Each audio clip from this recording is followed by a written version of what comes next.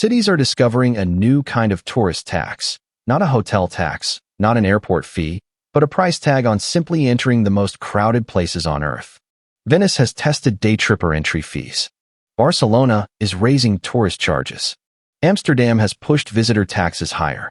Bali added a tourist levy. Japan, Greece, and several famous heritage destinations are all discussing or testing new ways to make visitors pay for the pressure they create. At first, this sounds like a simple money grab.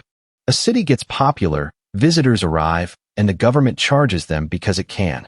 But the real story is more interesting. These fees are not just about making tourists pay. They are a sign that the old travel bargain is breaking. For decades, cities competed for more visitors. More flights, more cruise ships, more hotel nights, more photos, more spending. Tourism was treated like free growth. If 10 million visitors were good, 20 million looked even better. Then the math changed. A visitor does not only bring money. A visitor uses streets, water, police time, trash collection, public transport, housing space, local attention, and the emotional patience of residents. When a city is lightly visited, that cost is invisible. When a city becomes a global bucket list destination, the cost becomes the main story. Venice is the easiest example to picture. A small historic city, narrow streets, fragile buildings, and waves of day trippers arriving for a few hours. Many do not stay overnight. Some bring their own food. They take the photos, crowd the bridges, use the public space, and leave before spending much money locally. From the city point of view, that is not the same as a visitor who books a hotel, eats dinner, pays local taxes, and stays longer. So the entry fee is partly a filter. It asks, are you just passing through because this place is on a list, or are you willing to contribute something to the cost of keeping it alive? Barcelona faces a different version of the same problem.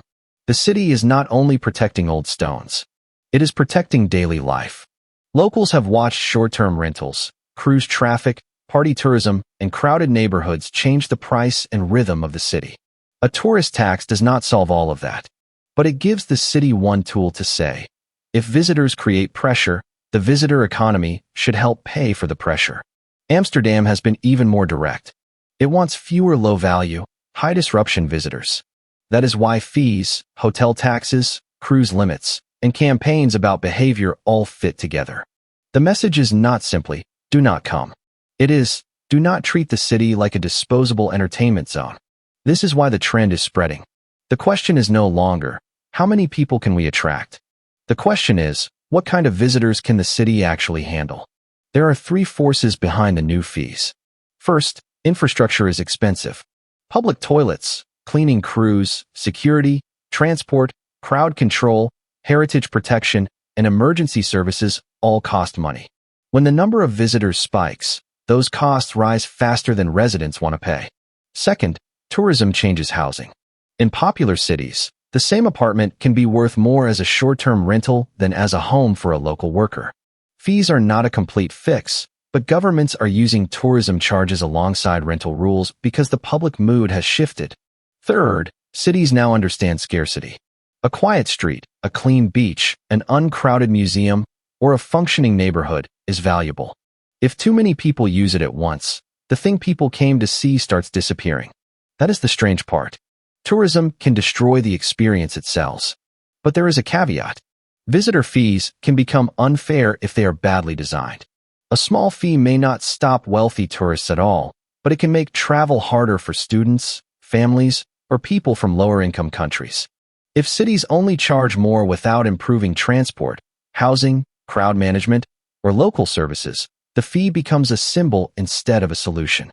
There is also a risk that destinations copy each other without asking what problem they are actually solving. Venice has one problem. Bali has another. Barcelona has another. A beach levy, a hotel tax, and a day entry fee are not the same tool. Still, the direction is clear. The next era of travel will not be only about cheap flights and viral lists. It will be about capacity. Travelers may start seeing more reservation systems, timed entry, climate fees, cruise limits, tourist taxes, and neighborhood rules. Some places will charge more during peak season. Some will reward longer stays. Some will make day trips harder and overnight visits more attractive. Some will use the money well. Others will probably use it badly. For travelers, the practical takeaway is simple. The price of a trip is no longer just the flight and hotel. The city itself may now have a cover charge. For cities, the bigger question is harder. Can they make tourism pay for what tourism consumes, without turning every beautiful place into a gated product? That is why these small visitor fees matter. They are not just another line on a receipt. They are the first visible sign that popular cities are trying to put a price on crowding, pressure, and attention. If you want the world's daily buzz explained without the noise, subscribe for the next one. The next global story may look small at first, but the context is usually where the real change begins.